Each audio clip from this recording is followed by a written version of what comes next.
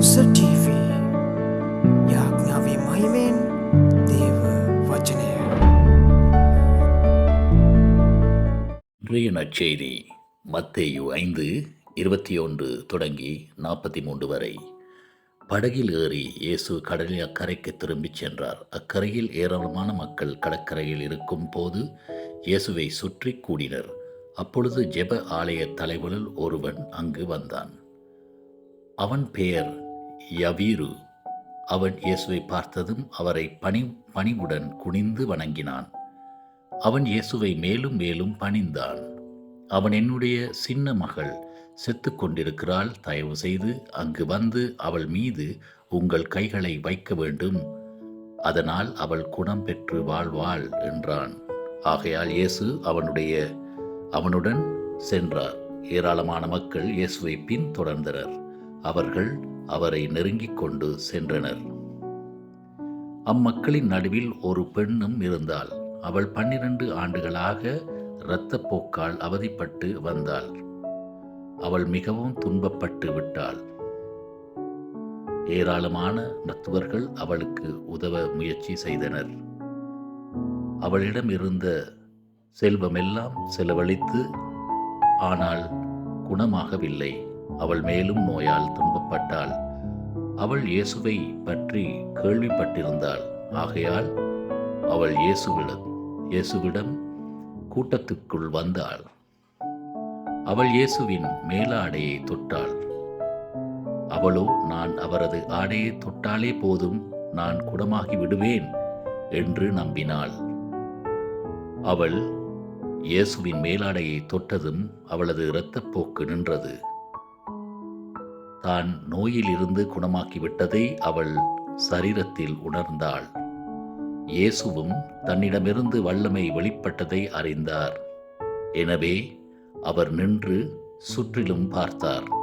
பிறகு அவர், என் ஆடையை தொட்டது யார் என்று கேட்டார். இதனை கேட்டதும் சீசர்கள், போதகரே, ஏராளமான மக்கள் உங்களை நெருக்கிக் கொண்டு வருகிறார்கள், யார் என்னை தொட்டது என்று கேட்கிறீரே என்றனர். ஆனால் இயேசுவோ தன்னை தொட்டவருக்காக தொடர்ந்து பார்த்து கொண்டிருந்தார்.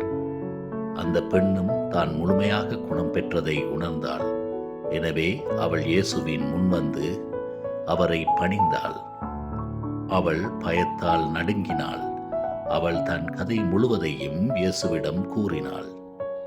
இயேசு அவளிடம், அன்பான பெண்ணே, உன் விசுவாசத்தினால் நீ சுகமானாய், சமாதானமாக செல், இனிமேல் உனக்கு ஒரு துன்பமும் இல்லை என்றார். இவ்வாறு இயேசு அங்கே பேசிக் கொண்டிருந்த போது யவீருவின் வீட்டிலிருந்து சிலர் வந்தனர். அவர்கள் யவீருடன், ஐயா, உங்கள் மகள் இறந்து போனாள், எனவே இனிமேல் இந்த போதகருக்கு எந்த தொந்தரவும் கொடுக்க வேண்டாம் என்றார். அந்த மக்கள் சொன்னதை பற்றி இயேசு கவலைப்படவில்லை. அந்த ஜெப ஆலய தலைவரிடம் இயேசு, பயப்பட வேண்டாம், விசுவாசத்துடன் இரு என்று கூறினார். மற்ற அனைவரும் விட்டு பேதுரு, யாக்கோப்பின் சகோதரனான யோவான் ஆகியோரை மட்டும் தன்னுடன் வர இயேசு அனுமதித்தார். இயேசு இம்மூன்று சீசர்களோடு மட்டும் யவீருவின் வீட்டுக்கு சென்றார். அங்கு நிறைய பேர் கதறி அழுது கொண்டிருந்ததை கண்டார். அந்த இடம் ஒரே குழப்பமாய் இருந்தது. இயேசு அவ்வீட்டுக்குள் நுழைந்து அவர்களிடம், ஏன் நீங்கள் இவ்வளவு அழுது சத்தமிடுகிறீர்கள்? இந்த குழந்தை சாகவில்லை, இது தூங்கிக் கொண்டுள்ளது என்றார். இதை கேட்ட மக்கள் இயேசுவை பார்த்து சிரித்தார்கள். இயேசு அம்மக்களை வீட்டை விட்டு வெளியேறுமாறு கேட்டுக்கொண்டார். பின்னர் அவர் அக்குழந்தை கிடத்தப்பட்டிருந்த அறைக்குள் சென்றார். அவர் தன்னோடு அக்குழந்தையின் தாய், தந்தை, 3 சீசர்கள் ஆகியோரை மட்டும் அனுமதித்தார். அவர் அந்த குழந்தையின் கையை பிடித்துக் கொண்டு, தலித்தா கூமி என்று சொன்னார். அதற்கு, சிறுமியே, நீ நான் சொல்கிறேன், நீ எழுந்திரு என்று பொருள்.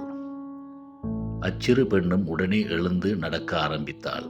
அவளுக்கு அப்போது 12 வயது. அப்பெண்ணின் தாயும் தந்தையும் சீசர்களும் வியப்படைந்தனர். இயேசு அப்பெண்ணின் பெற்றோரிடம் இதைப் பற்றி யாரிடமும் எதுவும் கூற வேண்டாம் என்று கண்டிப்பாக கூறினார். பிறகு அப்பெண்ணுக்கு உண்ண உணவு அளிக்குமாறு சொன்னார். இது இன்றைய நற்செய்தி. කුරුස TV අපව සබස්ක්‍රයිබ් කරන්න.